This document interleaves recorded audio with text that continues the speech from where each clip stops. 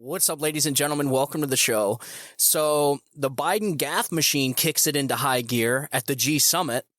And folks, why is the Democrat Party littered with people that can't talk or have dementia or is just so old they literally have to be wheeled around in a wheelchair? This is truly bizarre. So, and that's going to be one of the things we talk about today. Biden at the G7 summit, full of gaffes. It was an absolute global, international embarrassment.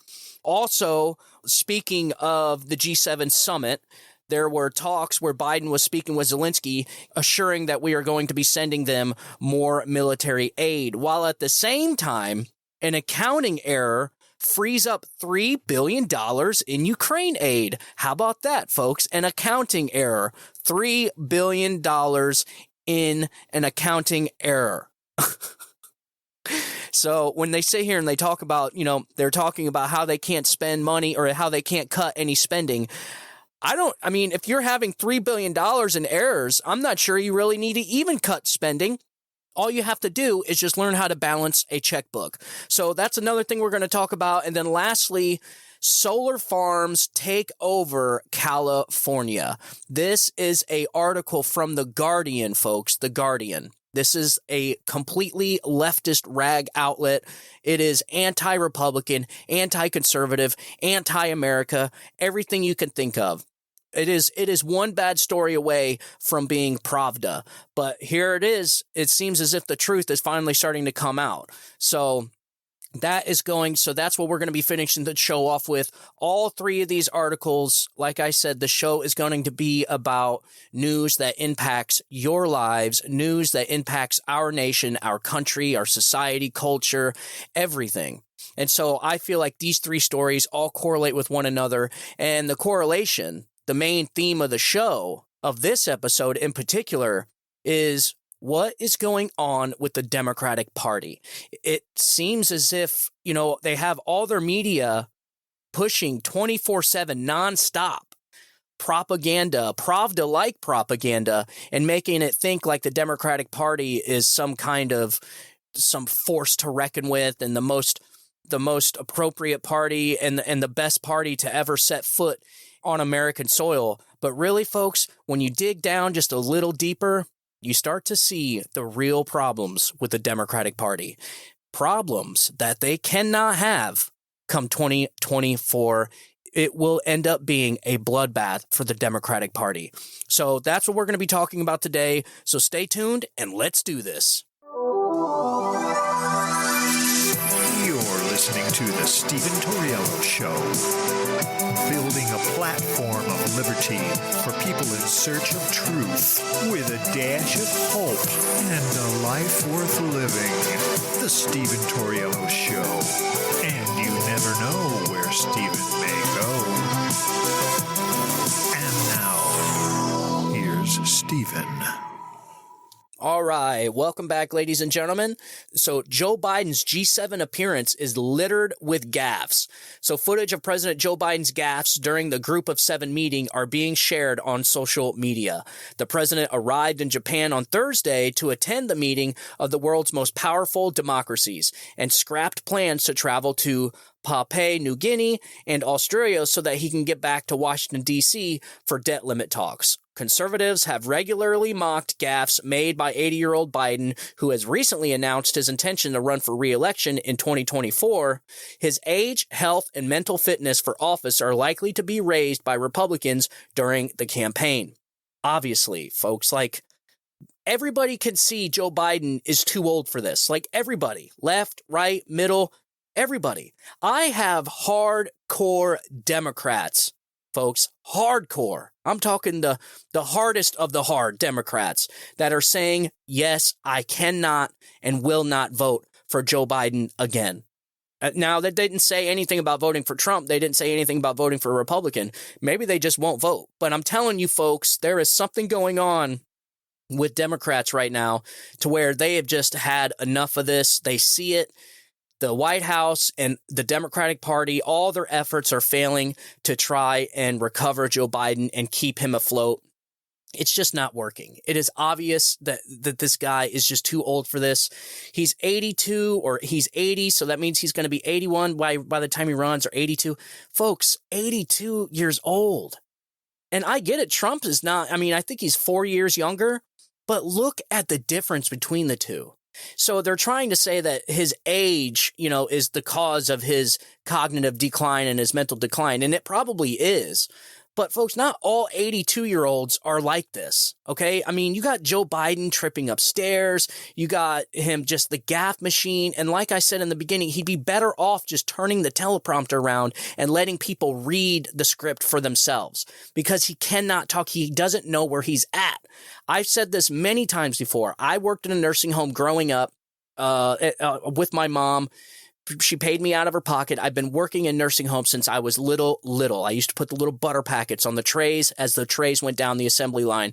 The food trays went down the assembly line. And I can tell you right now, folks, I know the characteristics of somebody in a nursing home. Joe Biden needs to be in a nursing home.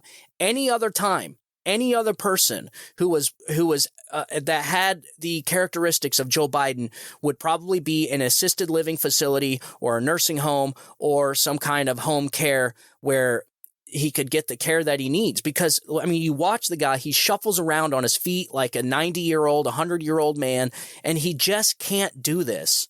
And I'm sorry, folks, he spends more time out of office than he does in office. Joe Biden, as of right now, has broke all records for being out of the White House. And you guys remember when they used to give Donald Trump a bunch of crap about going on golfing trips and so on and so forth, and the Mar-a-Lago, the Winter White House. Well, Joe Biden has been out of the White House more than he's been in the White House. He's been in Delaware more than he's been in Washington, D.C. That is a problem, folks. So, I mean, is he getting hospital care at his home in Delaware? Is he meeting with Hunter Biden's business partners in Delaware? We don't know. And when they try and get the Secret Service reports, the guest lists, they don't have to turn him over because it's his private residence. So what a coincidence. So anyways, early Sunday, the Republican National Committee research account shared a clip of Biden stumbling over his words as he discussed the debt ceiling during a press conference at the summit in Hiroshima. Here, check this out. And there's a lot of other, for example, the idea that we're, in terms of taxes, that they refuse to, for example, I was able to balance the budget and pass everything from the global warming bill. Anyway, I was able to cut by $1.7 billion in the first 2 years the deficit that we were accumulating. And because I was able to say to it that the 55 corporations in America that made $400 billion, or $400 billion, that they pay zero in tax. Zero. My Lord, folks. Okay, first of all, so besides the cognitive decline, the lies from this man are just astronomical. Almost, and I'm serious, folks. This man is a habitual liar. He fits the definition of a habitual liar to a T. If you look up the definition, you'll see Joe Biden right there. He cannot stop lying to the public. Every time this man speaks, he lies. So this whole number, this 1.3 billion or 1.3 trillion, whatever number it is that he feels like he wants to say for that time, they have told him to stop saying this because it is just not true. He's been fact-checked by fact checker organizations. He's been, even CNN, places like MSNBC and CNN have come out and said, dude, he's got to stop saying this lie. This is a lie and it's just not accurate. But he just keeps going on with it. Like he just says it. And that's what he does. And he just moves on as if it's not a lie. That is somebody that is so used to lying his entire life that he just does it out of a natural habit. He doesn't even know that he's doing it. And so that's a big issue. Okay, the lying. Now, folks, the gaffes. You listen to, what was that, 1 minute and 20 seconds? Do you know or remember anything what he was just talking about? I have no idea what he was talking about. Nothing. I mean, it's almost like you start to kind of get, it's like, okay, come on. You're almost there. He right when he starts to make a point, he says something and it completely loses it. And then you start right over from zero. And so by the time he ends his conversation, by the time the sentence ends, or his point or his fact or whatever it is he's saying, you have no idea what he just said. I mean, it is truly bizarre how we have a president like this going around and representing this country on the international stage. It is an international embarrassment, folks. And it's so crazy how they used to say that Donald Trump was embarrassing. This isn't embarrassing. Like, this is more embarrassing than anything Donald Trump did. What did Donald Trump do that was so embarrassing? I don't know. The last time I can remember a bunch of people. So Donald Trump was on the international stage, I think at one of the summits, and Germany was laughing at him because he said, look, you better break ties with Vladimir Putin and this natural gas line that you have with Nord Stream 2. He said, you better cut off ties with Nord Stream 2 or you're going to be paying the price. And they all looked at him and laughed. Well, guess what, folks? They're not laughing now, are they? So once again, Donald Trump was right. It's so bizarre. It's so crazy how, as time progresses, everything that Donald Trump had said and was called a liar or a conspiracy theorist is starting to come true, like the Russia collusion hoax. All that has been vindicated. Donald Trump has been vindicated for all of that with the Durham report, which we spoke about in the last episode. So he's been completely vindicated with that for years. Him and all his supporters, Republicans and conservatives, were called conspiracy theorists, that there was this deep state plot to try and overthrow a duly elected president. They did, folks. You guys remember Spygate. That's what Spygate is. I think people probably know the Russia collusion hoax with Spygate. And so that's one of the problems with the Democratic Party's tactics is they use all these different terms to confuse people. Spygate, when people refer to Spygate, they're referring to the Russia collusion hoax. Okay, Spygate. And even now, when you get on Wikipedia and you Google Spygate, they still have not corrected the record, folks.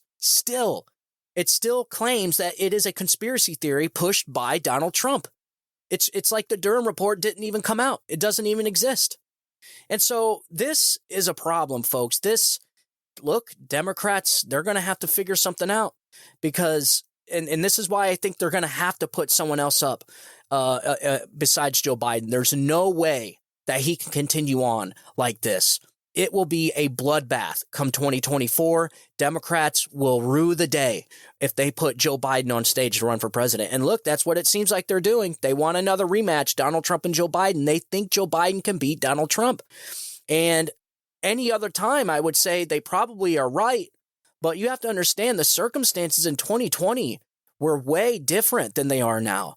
First of all, you have Democrats bailing on the Biden administration probably by the thousands, if not hundreds of thousands. Okay, I mean, every single one of my Democrats, even the hardest of Democrats, will say, I'm not voting for this again. And also, Democrats have to remember in 2020, there was the COVID pandemic. They had all the rule changes. You had the Zuck bucks going in, changing election laws. You had drop boxes. You had all these nuances to that election. And Donald Trump still only lost by 42,000 votes in 3 or 4 different swing states. You mean to tell me there's not 42,000 people that haven't left the Biden administration? No, folks. I'm telling you, they're panicked. They're panicked. And listen, this is why all the indictments are coming down. This is why they're trying to take Donald Trump. They're trying to take the chess piece off the chessboard before the game even starts. That is what you're witnessing. Okay. And that is what we're going to talk about in another episode when we talk about the whistleblowers. I want to get into all of that. So, okay, continuing on. I want to continue on with this article. I'm going to try and get all this squeezed into an hour. And I don't have a producer to sit there and tell me when to stop and when to move on to the next subject. So it's kind of hard. I got to kind of keep an eye on the time. All right. So here we go with this. Continuing on. So alongside the footage that was posted on Twitter, the audio I just played you, the RNC wrote, in all seriousness, what is Biden talking about? Yes, that's exactly what I just said. Like, what is he talking about? And then so the RNC also highlighted the moment Biden mistakenly referred to South Korean President Yoon Suk Yeol as President Loon. Here, check this out. I've spoken at length with President Loon of South Korea. He came to Washington of late. President Loon? Folks, how is this not an embarrassment? I don't get it. I mean, they sit there and they say that Donald Trump was this big embarrassment. This isn't an embarrassment. You just called the South Korean President Loon. Okay, man, I get you can have slip-ups. Everybody does it. Hell, I do it as a podcaster. I'm sitting here talking for an hour at a time, sometimes for hours a day.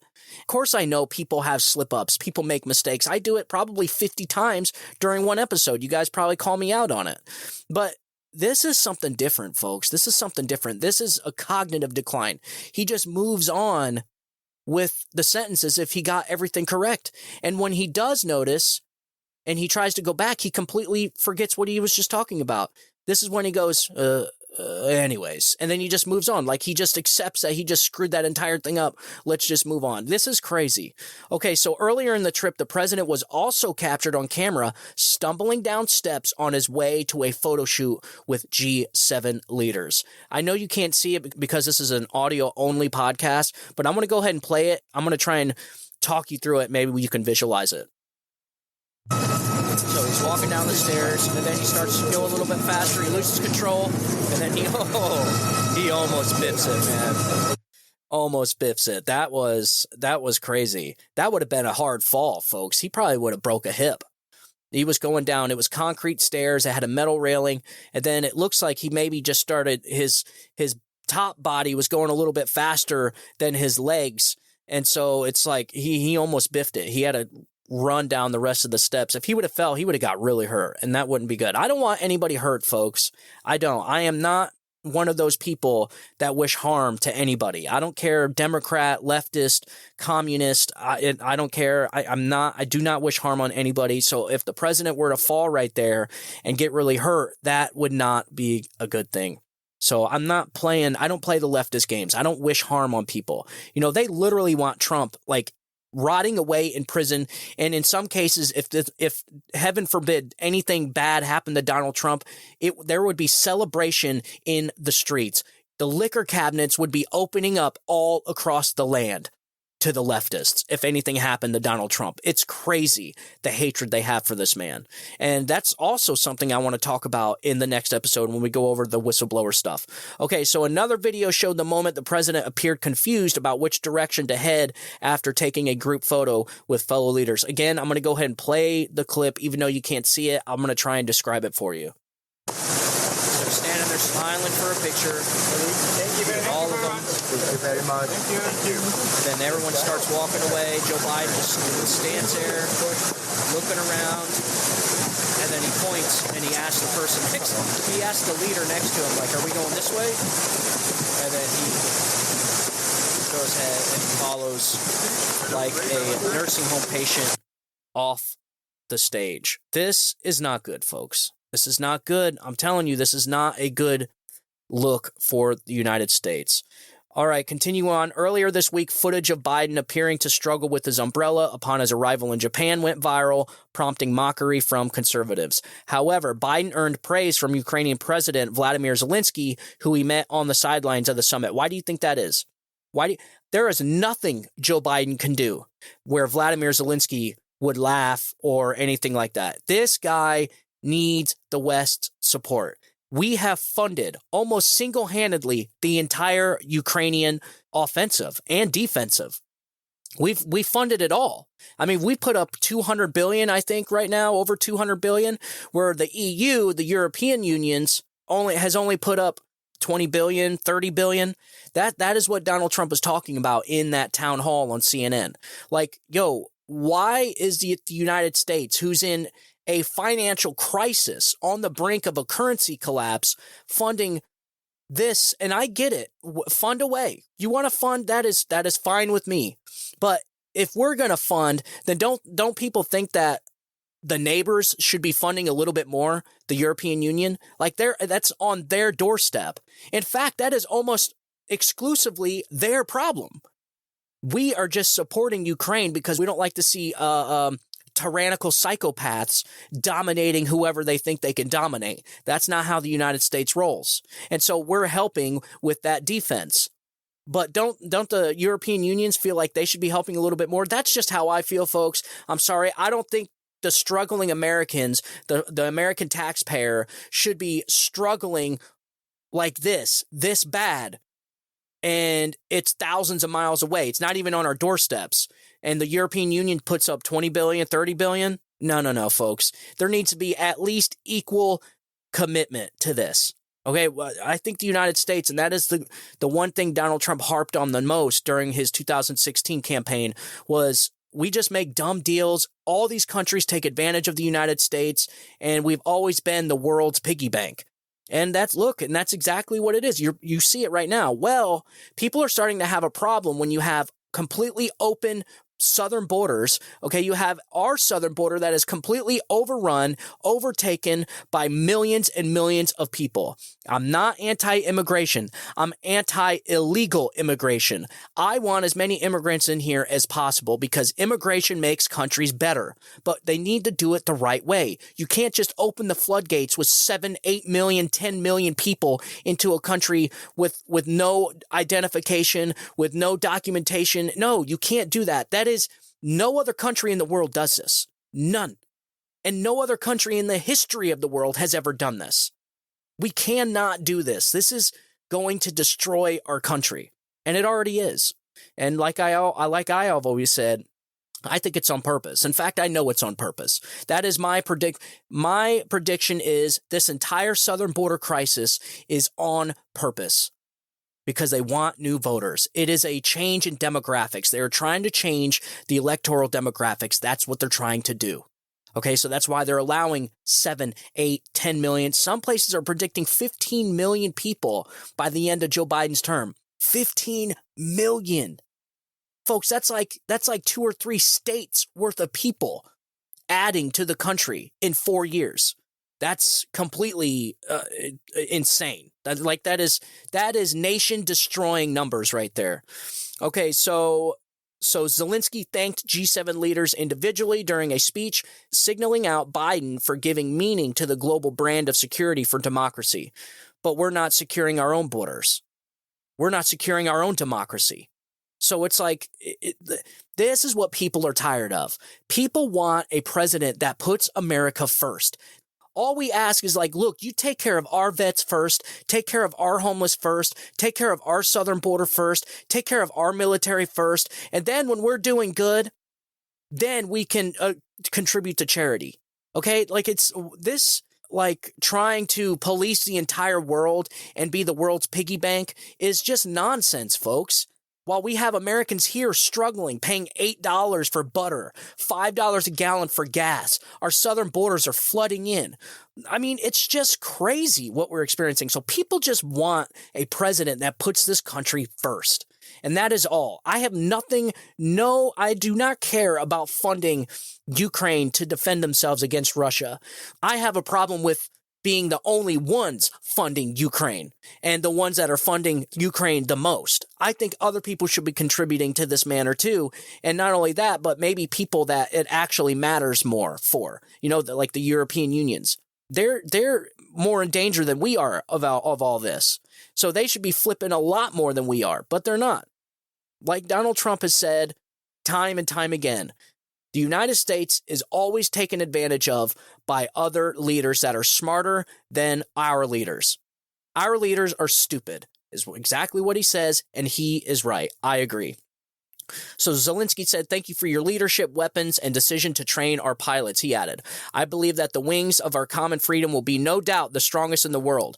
I thank both parties in the Congress, your team, Mr. President, and all freedom-loving American hearts." The recent poll conducted by ABC News and the Washington Post showed more than 2/3 of Americans think Biden is too old to serve as a second term. He would be 86 by the end of a potential second term. Oh, yes, something else I wanted to mention is the Biden administration is allowing jets now. So fighter jets are going to be going over to Ukraine on the one term that they won't be used as offensive attacks, strictly defense only. And look, I'm one of these people, like if it gets the war over faster so that America can get back to business and America can get back to what it's doing, then go ahead and do it. But the problem is you have Russia who's sitting there warning you better not do this. You better not cross this line. You better not. And then what does America do? We cross that line over and over and over again. So eventually, I'm just afraid of World War III, and I see World War III happening soon. I've said that time and time again on my previous episodes. We are on the brink, and I think we are in the early days of World War III. When they write the history books 20 years from now, they're going to look back on these days and say, this is when it all started. And so now you have to trust that Ukrainian pilots aren't going to go in offensive mode or fly into Russia territory and start bombing things. I don't know, folks. It doesn't sound good to me. And then also I seen an article where now experts are predicting this war to be 3, 5, 10, or maybe even 2 decades long. So we're talking about another 10, 15, 20-year war. Yep, just like I said in the very beginning, right when it happened and right when the military-industrial complex started ramping up weapons manufacturing, I knew exactly what was going to happen. We are essentially funding the military-industrial complex because we just ended one 20-year war, so 6 months later, they got to pay the bills, folks. And so now we are funding essentially another 20-year war, and that's also an excuse for the government to tax us more and spend more and all this other stuff. So again, Americans get screwed like always. All right, so another poll by the Associated Press, Nork Center for Public Affairs Research last month found only about half of Democrats think Biden should run again, though 81% said they would at least probably support him in the 2024 election if he is the nominee. So 81%. That number needs to be 100% if he only won by 42,000 votes in 3 or 4 different states. I'm telling you, Democrats are sweating bullets. Democrats are screwed if they don't get another nominee in there. There's no way they can run Joe Biden as president. There's no way. They're going to have to arrest Donald Trump. They're going to have to get rid of Donald Trump, or they're going to lose. And if Donald Trump wins in 2024, their game is over. This entire thing is over. It is going to be like you talk about draining the swamp. That's exactly what's going to happen in a second term, especially if he knows he doesn't have to worry about running for president again. And this is what we need, folks. We need accountability in these intelligence agencies. That's what we need. But I'm going to talk about that in another episode when we talk about the whistleblowers. Okay, so again, with Joe Biden, he's not unique to the Democratic Party. You know, Joe Biden's dementia, shuffling around, falling downstairs, or almost falling downstairs, falling upstairs when he was on that plane. You guys remember that? The Gaffe machine is not unique to Joe Biden. And so I got an article here where the harebrained Democrats tried to recover John Fetterman's spectacular return to government. So if you guys remember, John Fetterman was in the race in Pennsylvania against Dr. Oz, a doctor, and somehow John Fetterman won and then immediately had to go to a hospital and was there for depression for 6 months. Well, he returns, and again, this is the problem I was talking about. What is going on with the Democratic Party? So the left has a knack for skillfully. I got an article here from Revolver News, hat tip to I think Darren Beattie. So hat tip to Darren Beattie, May 20th. So the left has a knack for skillfully employing the smoke and mirrors tactic. This is evident in our daily encounters with Joe Biden, who the media comically portrays as a wise and seasoned politician despite his bungling and buffoonish behavior that suggests otherwise. Some would argue that the left installs brain-dead politicians who can be easily manipulated and controlled, zombie politicians who can barely handle their everyday duties and require a cleanup team to mop up the countless messes. I do think they do it on purpose. One of those types of politicians is Senator John Fetterman, a man so far gone due to a serious stroke that he makes Joe Biden sound like a world-renowned wordsmith. That's great, man. A recent situation developed where the Fetterman camp tried to play the smoke and mirrors game, blew up in their face. And here's a tweet from Jeff Stein. Yesterday, I tweeted this quote provided to me by Senator's office without checking it against the video. This was my fault. Though it captured his meaning, I deleted the tweet since some of the words in the quote were inaccurate. And so the tweet reads, the SVB executive Greg Becker, shouldn't you have a working requirement after we bail out your bank? Republicans seem to be more preoccupied with SNAP requirements for hungry people than protecting taxpayers that have to bail out these banks. Well, here's a close-up of what Fetterman's office wants you to believe he said. And so this guy essentially, this is what I was talking about with the media and Joe Biden.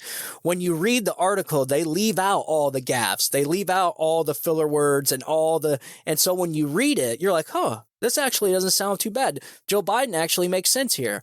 Same thing with the John Fetterman. They are doing the same thing. This guy says, he stutters, he misses, he forgets what he's talking about. But when they write it, so, the people that are trying to recover this guy's character, they'll say exactly what they meant. So it's not what he actually said. It's what they think it's what he meant to say is what they write down. They leave out all the stuff because you can't write down all the uhs and the ums and the ands and the expletives, the stutters. You got to listen to the audio. And that's exactly what we're going to do. Here, check this out. Is it a staggering responsibility that the head of a bank could literally is it staggering? Is it a staggering responsibility that the head of a bank could literally crash our economy? It's astonishing. That's like if you have, and they also realize is that now they have a guaranteed way to be saved by no matter how, So it's isn't it appropriate that this kind of control should be more stricter to prevent this kind of thing from going?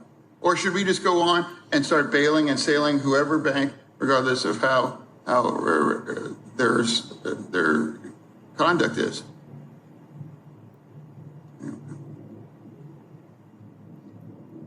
I'll give you an example. The Republicans want to give a work requirement for SNAP. For a hungry family has to have this kind of penalties or some kinds of working required. Shouldn't you have a working requirement after we sail your bank with billions of your bank? Because they seem to be more preoccupied than SNAP and requirements for works for hungry people, but not about protecting the taxpayers, that will bail no matter whatever does about a bank to crash it.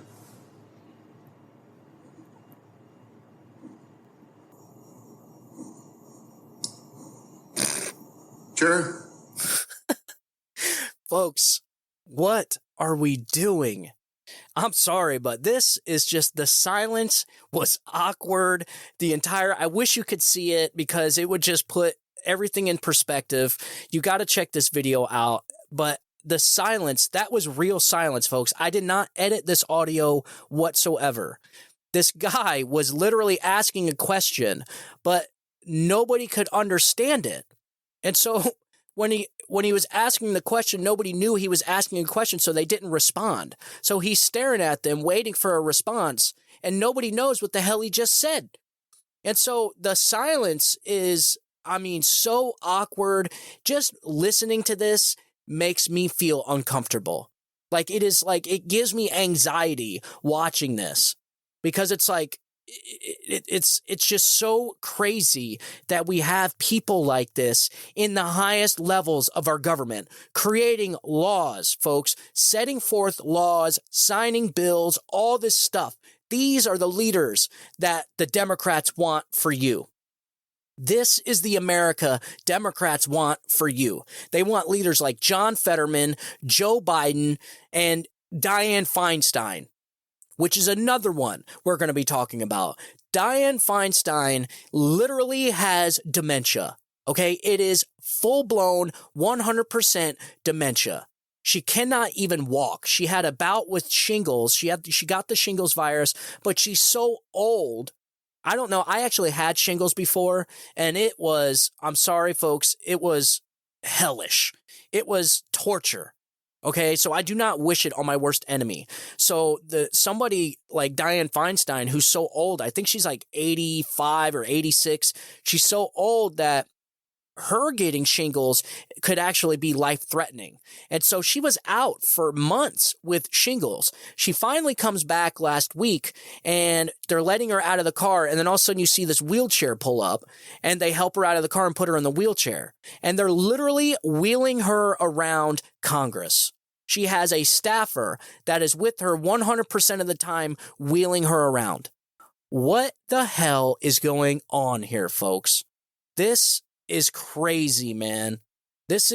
So you got Joe Biden, you got John Fetterman, who they were trying to recover, but that was just a freaking mistake. And then you got Dianne Feinstein, who has to be in a wheelchair. It's like it's one thing to be old and aged. It's like these corrupt, decrepit old politicians don't want to release their crusty hands off the levers of power. It's like some kind of cartoon where they're like, no, I won't do it. No.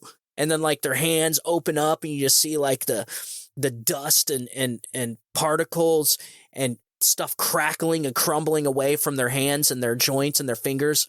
It's like, dude, we have to do something here, folks. How did John Fetterman beat a doctor? How did this happen? And just the other day, they tried it again, recovering his character, recovering his appeal, by sending him out on a podium, and he was in basketball shorts and a hoodie.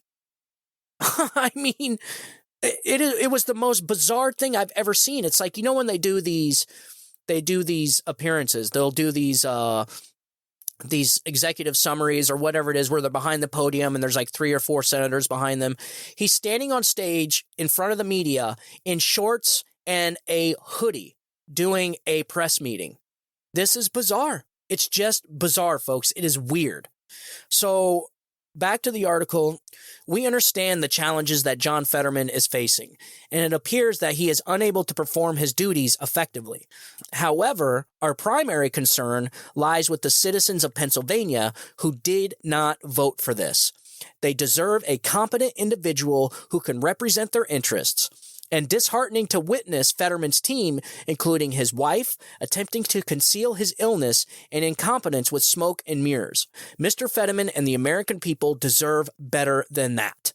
Yes, this is lunacy. And how they did this was during the campaign, they put John Fetterman on the ballot, and people were voting months before any debate happened. So John Fetterman was trying to evade debates. He was trying to elude debating. And so they did. They covered him up just like Joe Biden. They kept him in the basement. They kept him here. They kept him there. They did everything they could to keep him out of the public view. So finally, they debated like 2 weeks before actual election day. And by then, over 50% of the votes had already been cast.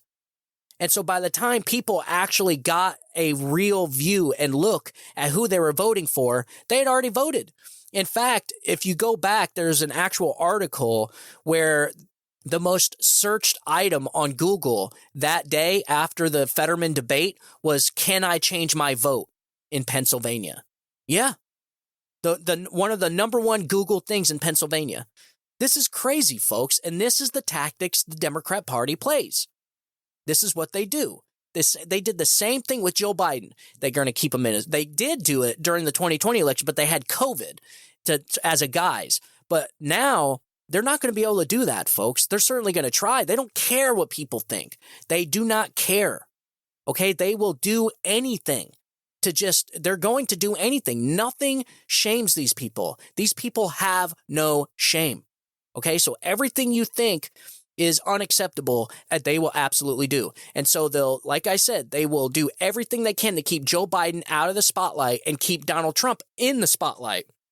And then it's exactly what they're going to do with all the legal stuff that they got Donald Trump jumping through. I mean, it's just crazy, man. It's just so awful what the American people have to go through just so Democrats can have power.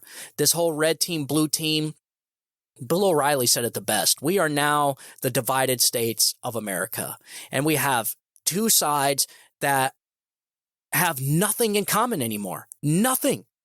There is nothing in common that the left and the right have anymore. You have one side that wants to progress this country into the oblivion, with all these policies. They want to destroy America. They hate America. They hate the Constitution. They hate our founding principles. They hate our fundamental laws. They hate the courts. They want to pack the courts. They want to destroy everything about this country so that they can rebuild from the ashes a new perfect utopia that fits their needs. A new socialist regime is what they want. And so the ends justifies the means. So anything that they do will be justified. And that means voting for people like John Fetterman and Dianne Feinstein and Joe Biden. They do not care like conservatives and Republicans care. They don't care. And I'm not saying that, the really hardcore Trump supporters, they won't vote for anybody else but Trump. In fact, Donald Trump got more people out of their houses to vote than any other person in U.S. history. And so it's obvious that there is this thing on the right. The hardcore MAGA Trump supporters through and through, no matter what. They are not voting for anybody else. And that's why I'm going to get into another episode about DeSantis. Folks, I just don't listen. I'm all about primaries. I'm all about democracy and debate and all this other stuff. Honestly, though, it's just a waste of time and money. It really is. It is just a waste of time and money. And Ron DeSantis is an ass kicker, man. This guy is the best governor I've seen in my entire life. And I live here in Florida. He is an ass-kicking governor, but he's a governor. And so that's something we're going to be talking about in the next episode. So I want to continue on with this. Again, Biden commits to more aid during the G7 summit. It's just never-ending flow of money to the Ukraine war. The problem with that is you have these debt ceiling talks coming up. So in the midst of these debt ceiling talks that are going to be coming up, you're going to be hearing a lot of Democrats talking about how we cannot afford to cut spending anywhere. Not one penny can the Biden administration or this White House manage to cut. They can't cut nothing. And so Republicans essentially just want to take the spending back to 2022, which in 2022, folks, we spent too much money then, too. And so the Biden administration, the Democratic Party, and all the loon bats on the left are saying that's absolutely impossible to cut any spending, and there shouldn't be any cuts to spending. And so I come across an article like this, CNN Politics, dated May 18th. An accounting error frees up $3 billion for Ukraine weapons assistance. The Biden administration made an accounting error in assessing the value of the military support that the U.S. has given to Ukraine to date, freeing up approximately $3 billion more in aid, an amount likely to mitigate the need for Congress to pass an additional assistance package before the end of the fiscal year in September. Multiple congressional and administration officials told CNN. This is what people are pissed off about. So they can clear up $3 billion for aid to Ukraine just randomly, unilaterally spending American taxpayer money without congressional approval. But they couldn't come up with $3 billion to build a wall at the southern border during the Trump administration.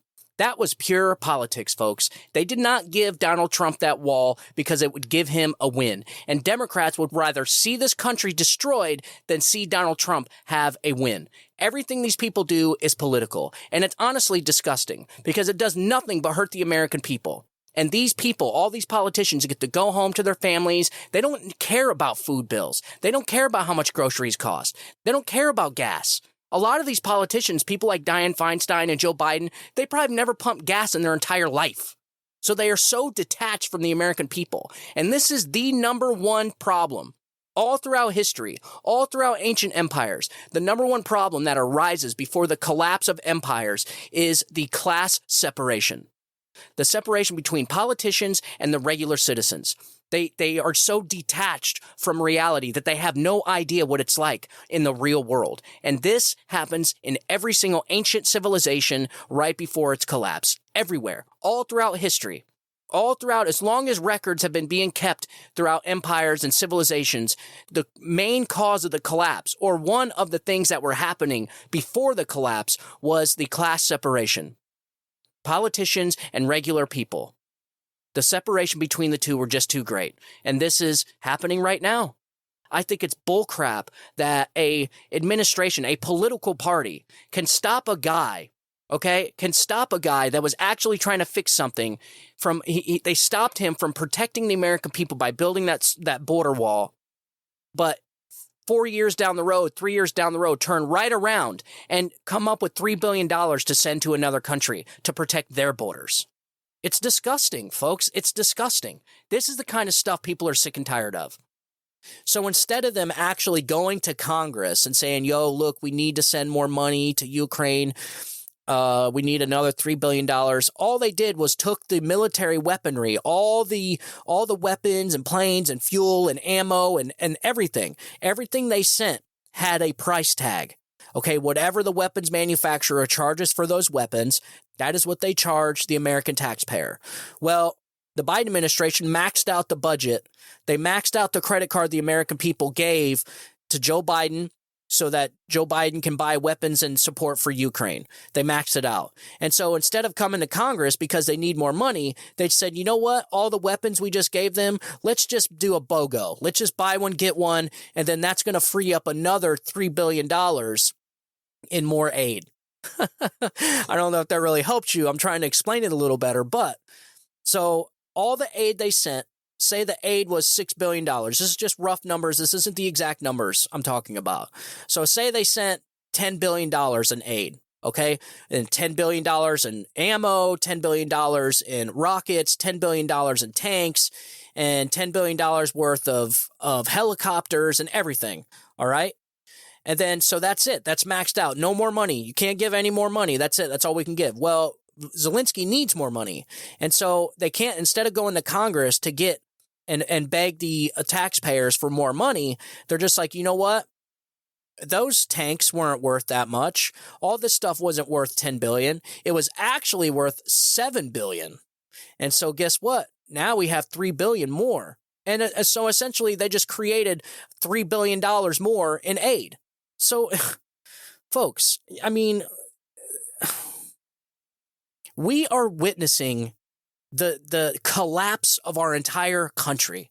Every single aspect of this country is falling apart. Our society, our culture, our laws, our government, our budget, our economy, everything. Everything is falling apart, man. Everything. In 2.5 years, this is mind-boggling to me. This is record destruction, folks. Record. Before this new information came to light, the Pentagon had said that there was just over $2.3 billion remaining available for presidential drawdown authority for Ukraine. Now, due to this revelation, there is about $5.3 billion still available, far more than the largest single package provided to Ukraine. So there you go, folks. They're fudging the numbers. They're purposely fudging the numbers while simultaneously indicting Donald Trump. They're accusing Donald Trump of cooking books or whatever it is they're accusing him of, while the Biden administration and our government are literally cooking the books and just creating money out of thin air. This is your money. This is my money. This is our money that they are just just creating out of thin air. And it wouldn't be so bad if we weren't like on the brink and looking at the train coming down the tunnel, our economy collapsing, our currency collapsing. Okay, you have the Federal Reserve is buying more gold than it ever has in American history.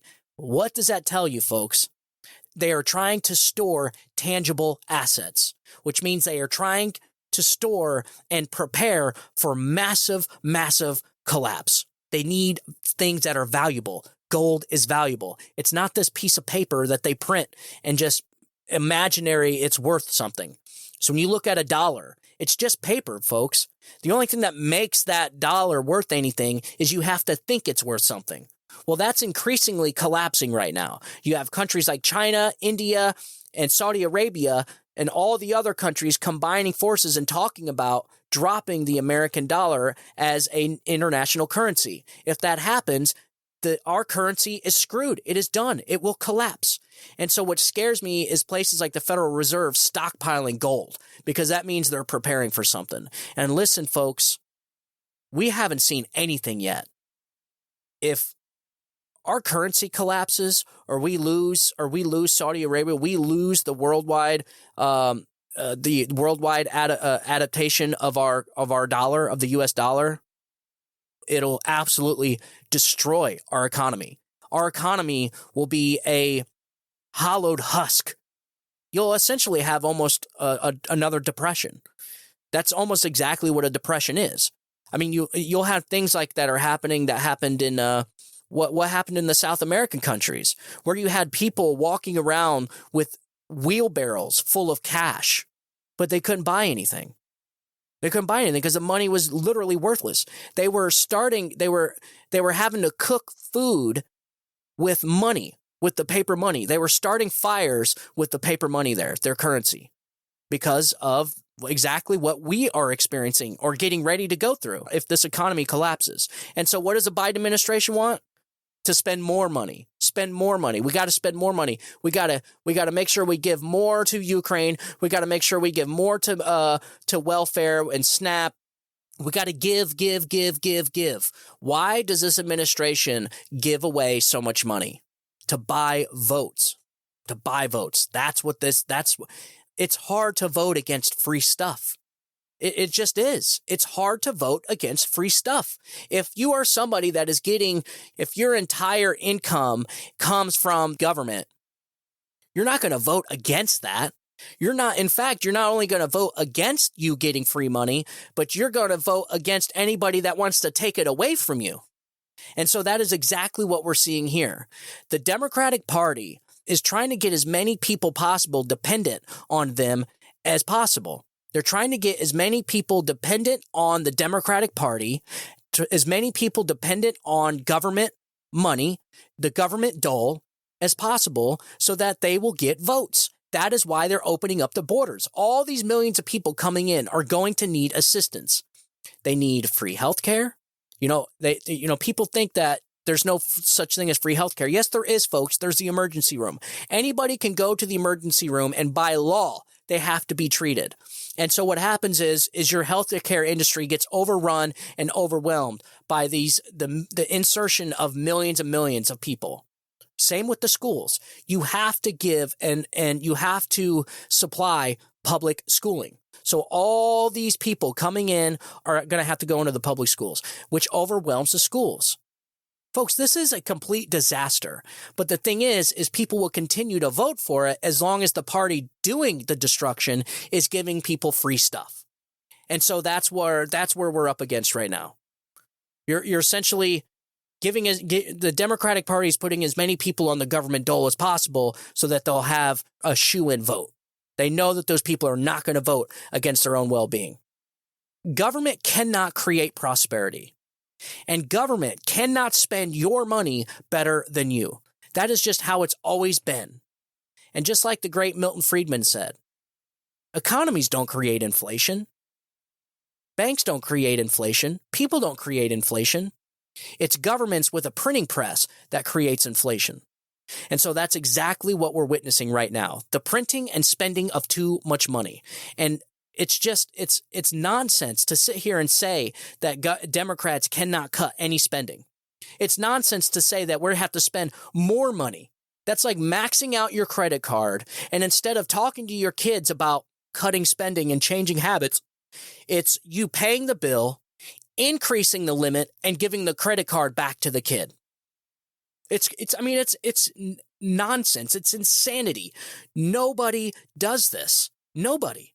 But they want it so they can buy votes with the student debt forgiveness. I own student debt, folks. I have student loans. I've been paying on them for years. In fact, I think I have like 4 years left and I am done.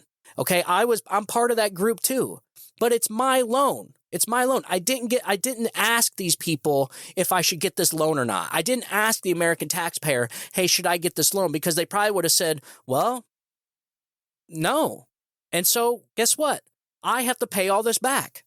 And so I don't expect people to pay my bills for me. That is nonsense. But the Democratic Party wants that.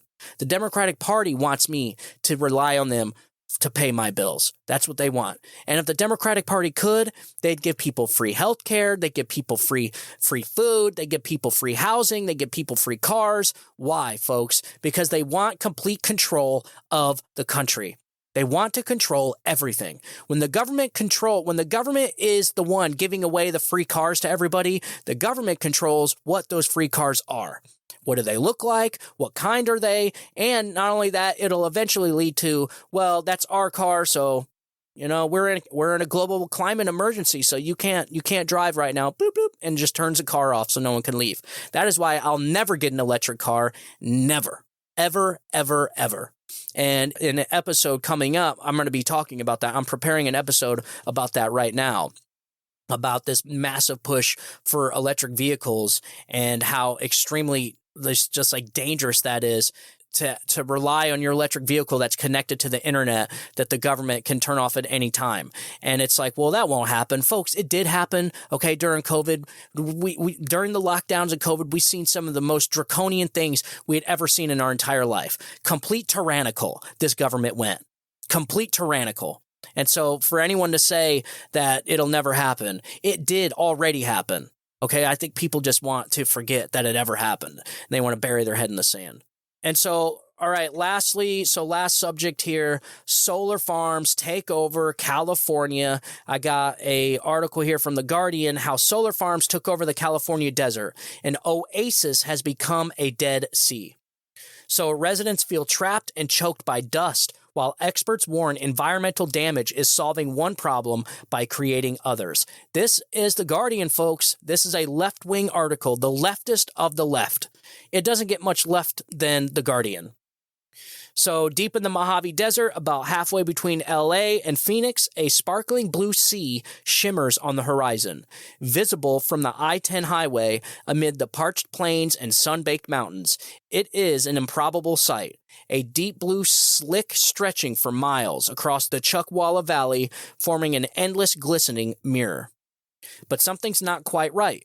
Closer up, the water's edge appears blocky and pixelated, with the look of a low-res computer rendering, while its surface is sculpted in orderly geometric ridges like frozen waves. Quote, "We had a guy pull in the other day towing a big boat," says Don Snedden, a local resident, "and he asked us how to get to the launch ramp to the lake. I don't think he realized he was looking at a lake of solar panels." That's crazy, folks. I wish you could see this. I really am thinking about doing a video. I really am, folks. I think it's going to add a whole aspect to the show, adding video to this. It's just crazy. I mean, you look over the horizon and it does really, like, there's a valley that's just filled with this blue stuff, which looks like a lake. But then once you look closer, it's actually hundreds of thousands, maybe even millions of solar panels. It's wild. And so over the last few years, this swath of desert has been steadily carpeted with one of the world's largest concentrations of solar power plants, forming a sprawling photovoltaic sea. On the ground, the scale is almost incomprehensible. The Riverside East Solar Energy Zone, the ground zero of California's solar energy boom. It stretches, get this, folks, for 150,000 acres, making it 10 times the size of Manhattan. That is crazy. 150,000 acres, 10 times the size of Manhattan, of solar panels. And one thing I can almost guarantee you they're not going to mention in this article is solar panels last for 20, 30 years and they're non-recyclable. I repeat, they are non-recyclable. So that's 150,000 acres of solar panels that are eventually going to have to make their way into a landfill somewhere. And don't get me started about the minerals and materials that are in solar panels, because it's not good. So, all right, back to the article. It is a crucial component of the United States green energy revolution. Solar makes up about 3% of the U.S. electricity supply, but the Biden administration hopes it will reach 45% by 2050, primarily by building more huge plants like this across the country's flat, empty plains. That's what our country's going to look like, folks. Instead of having the open fields of wheat and the open plains and the valleys, the nice open valleys, you're just going to see a bunch of windmills and solar panels across every stretch of open land that you see for solar panels, for energy. But there's one thing that the Federal Bureau of Land Management, the agency tasked with facilitating these projects on public land, doesn't seem to have fully taken into account. The desert isn't quite as empty as it thought. It might look like a barren wilderness, but this stretch of Mojave is a rich and fragile habitat for endangered species and home to thousand-year-old carbon-capturing woodlands, ancient indigenous culture sites, and hundreds of people's homes. Residents have watched ruefully for years as solar plants crept over the horizon, bringing noise and pollution that's eroding a way of life in their desert refuge. Quote, "We feel like we've been sacrificed," says Mark Harrington, who, like Sneddon, lives in the Lake Tamarisk Resort, a community for over 55 near Desert Center, which is increasingly surrounded by solar farms. We're a senior community, and half of us now have breathing difficulties because of all the dust churned up by the construction. I moved here for the clean air, but some days I have to go outside wearing goggles. What was an oasis has become a little island in a dead solar sea. Jesus, man. Concerns have intensified following the recent news of a project called Easley that would see the panels come just 200 meters from their backyards.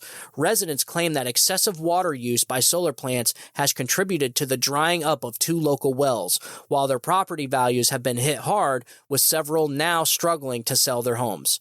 Quote, "It has been a psychologically grueling task," says Teresa Pierce, who moved there 6 years ago. "From the constant pounding of the metal posts to the endless dust storms, I now have allergies that I'd never had before.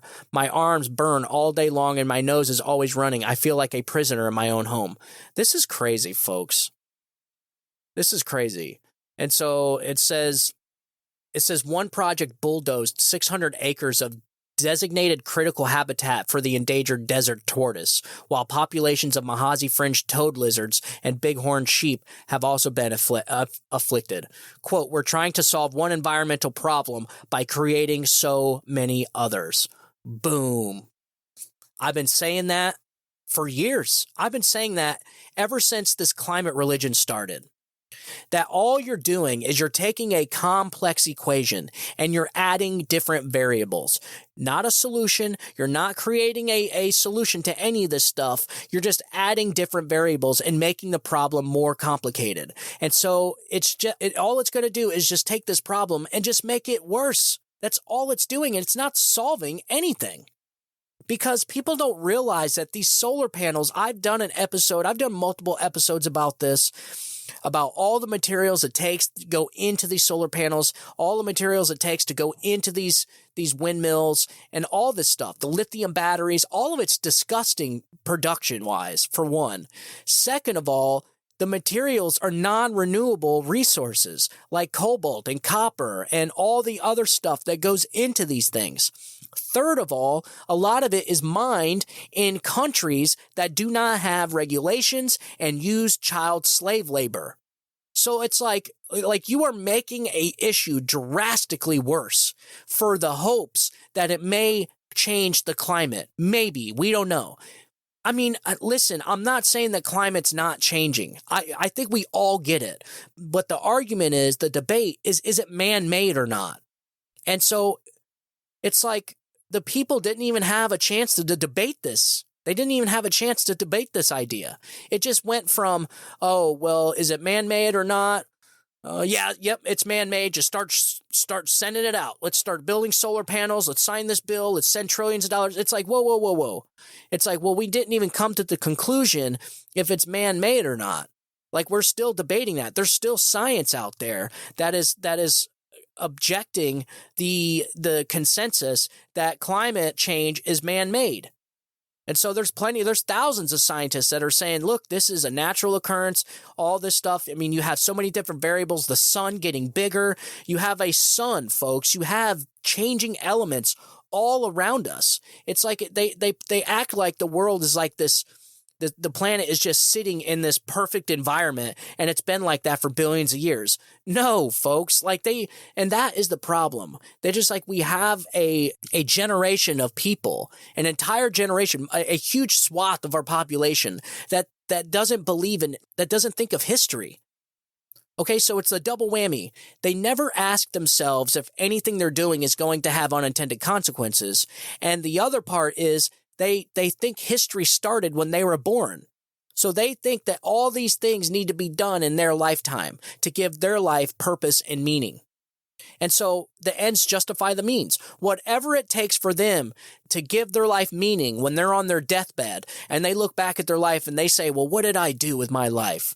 I pushed climate change and I helped change the climate on planet Earth. This is what these people want, because most of all, which I find kind of weird, is a huge percentage of these people, these same climate change religionists, they don't believe in God. And so it's like they have to substitute their purpose and meaning in life with climate change or whatever movement there is for that week, whether it's BLM movement, whether it's social justice, now it's climate change, whatever it is, for the vaccine mandates, mask mandates, COVID lockdown, man. So it's like these people, they have no purpose and meaning in their life. And so because they don't believe in God, they don't believe in anything that gives their life purpose and meaning. And so they don't understand what life is for. It's one thing to believe in God. It's another thing to know why you believe in God. And so they go off on these tangents trying to change the planet, to give their life purpose and meaning. But they don't think back to this planet having different variables like the sun. We have a huge, giant, irradiated ball of nuclear explosions out there in space that is heating this Earth. That is the key to everything you see around us. And it varies, folks. It gets bigger. As it's burning, yes, in time, it's going to be gone. It's going to expand into a red giant, and it's going to explode. It's going to go supernova. And so the sun changes. It's been getting hotter over the billions of years that we've been here. Earth has been here 4.5 billion years. This is what they think, 4.5 billion years. And in that time, the sun is an extremely stable star. Our star is extremely stable. It's not a rare star, but it's not the most common star neither. It's an extremely stable star that doesn't have a lot of flare-ups, but it is burning fuel. Just like everything else, there's a finite amount of fuel in this star. And so as it burns more fuel, it gets hotter. And as it burns more fuel, it gets bigger. And as it gets bigger, that means it's getting closer to Earth. What would happen? The Earth would probably start to warm up. Not to mention, you've had 4 separate ice ages on this Earth that have happened periodically throughout history. And that is the problem. They don't think of history. They just think the Industrial Revolution caused all this damage and that the Earth is heating up and they're in this climate hysteria, that the climate change is going to be the end of humanity as we know it. This climate change hysteria, the climate change is an existential threat and we need to do something or else we're all going to die in 10 years. And they wonder why the depression rate in children is through the roof right now. Because you're telling these kids that this country is systematically racist and that the climate's changing and we're all going to be dead in 15 years if we don't do anything. No wonder it stresses kids out, man. And so, the theme of the show is just, the Democratic Party's ideas. And this is a constant theme on this show. Not just their ideas, but the Democratic Party in general is screwed, folks, because you're starting to see this movement through the Democratic Party. You're starting to see this trend where people are really starting to wake up. I do believe that there is going to be a pivot, and I believe we are starting to see the pivot. I think it's going to get worse before it gets better, but I do believe the pendulum is starting to swing back the other way. We're right there, getting ready to start swinging back, but it's going to get worse before it gets better. I'm afraid that is what I believe. In my opinion, that's what's going to happen. It's going to get worse, and it has to get worse. Almost for people to really realize what's happening here. You have a lot of people with their heads in the sand. And well, I mean, it's getting smaller and smaller, but you have independents and people that just don't pay attention, are completely oblivious. I mean, they're on the grind, they're going to work, but they are starting to notice. They notice the $5 a gallon for gas, but they're like, whatever. They notice the groceries going up, they're like, whatever. But as time goes on and gets worse and worse and worse, people are going to start noticing what the problem is here. They're going to be like, all right, what's the problem? They're going to look around and they're going to be like, okay, well, this party wants to spend more money, even though it's spending more money that got us here.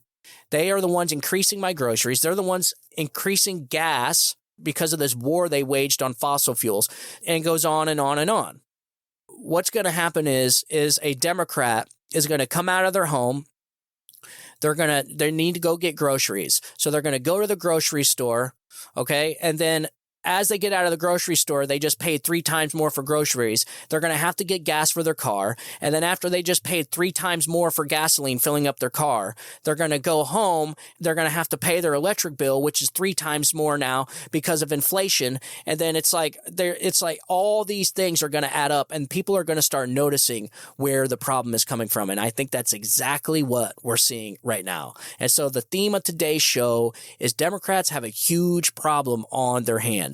You got Joe Biden, which is a feckless leader right now. He is a dementia patient that needs to be in a nursing home, and he's shuffling around, falling off stages, stumbling downstairs, a complete gaffe machine that doesn't know where he's at all the time, a complete disaster. You have an economy that is on the brink of recession. If there's a recession, it's over, folks. It's over for the Democratic Party. Okay, and then you have, and I think they know that, and so you have the Democratic Party that is using lawfare to weaponize the justice system against their political opponent, Donald Trump. They're trying to take him off the board so he has no chance. However, it's not working, and listen, everybody can see, and it is completely obvious that they have politicized our justice system. They have politicized our justice system, and they have criminalized politics. And that is not good, folks. And in my next coming episode, I'm going to be talking about how this trend we're starting to see with the weaponization of our government, how much it represents other times in our history and what those times eventually led to. And listen, it's not good. So I went back, I started noticing, I started recognizing the tactics that are being used by the FBI and the Justice Department. And I'm like, what other times in history did this happen? And what I found, folks, is going to shock you. Okay, it's going to shock you, and you can almost follow the tactics verbatim from what happened in the past. And just like I always say, history doesn't repeat itself, but it certainly rhymes. That was a great quote by Mark Twain, the late, great Mark Twain. And listen, he is full of wisdom. I am somebody that accumulates as much wisdom and listens to the wise people as much as I can. Wisdom, folks, is better than intelligence. You could be the smartest person in your class, but the wisest person in your class is going to be better off. So that's all I got for today's show. Thank you guys for tuning in. And please, if you could, share the show with your friends and family. It really helps. Also, if you could, can you leave a review on the podcast? So Apple Podcast really relies on reviews from the listeners in order for the podcast to move up the charts. And we want to move up the charts, folks, so we can get the show out there. I'm actually working on getting guests lined up for the show. It's not as easy as people think. Getting a hold of these people isn't easy. And if you do get a hold of these people, they're just really busy because either A, they got their own shows going on, or B, they're experts and they're trying to sell a book or they're talking about their book. So they do these book tours. And so they're just really busy. And then we're not that big of a show yet, but so they don't necessarily prioritize our show. They're trying to go to the shows with the maximum amount of listeners. And so that's what we're trying to do. The more shares you have, the more followers we have, and the more reviews we get on the show, the more listeners we have. The more listeners we have, the better guests we can get. And so I'm working on getting some guests right now. I wanted to get a hold of Tom Holman, the former director of ICE. I wanted to get him on and talk to him about the crises at the southern border and what this means for a country as far as assimilation, economy, and economic wise and everything like that. So I wanted to get him on. But yes, if you could, please share the show with your friends and family. Tell them it's free to follow the show. And also, if you could, leave a review. That really helps. And if you guys want to get a hold of me, you can get a hold of me at StephenTorielloShow@gmail.com. That's Stephen, TAURIELLO @gmail.com. If you want to ask me anything, or if you just want to tell me how your day went, I'm perfectly fine with that too. I will respond to you. Definitely, I will respond. If you have a really cool article or you want some information, you got some information you want me to see, send it on over. I'll take a look and I will make sure I reach back to you to let you know I received it. So once again, guys, thank you for tuning in. I'm going to get back here with another episode I got planned, and we're really going to try and we're going to crank them out this week. I've been gone the last few days, not really gone, but I've had my head in the books a lot here with everything that was going on. This week has been crazy with the Durham report and the FBI whistleblowers. I just been doing a lot of research and a lot of stuff, and then I work myself. I work full time. So you guys know that. My listeners know that I work full time. So I do this on my spare time, and sometimes work really gets at me, just like you. We have our good weeks and bad weeks, folks. And this week was just really rough. It really beat me down. So I just, instead of doing a show and recording, I just did research and just getting everything prepared for the show. So, and that is exactly what I'm going to do. We're going to crank some shows out this week. It's going to be a great week. I have a feeling the news cycle this week is going to be insane, and I'm going to keep up with all of it so that I can share it with you. I want to give my listeners the most information and the most important information and key information that you need so that you can keep along and keep up with what is happening in our country today. That is what the show is for, because informed people make good decisions and uninformed people make bad decisions. So once again, thank you guys for tuning in. And as always, I want you guys to have a good day. Have a great week. God bless you and God bless America. You guys have a good day. Bye-bye.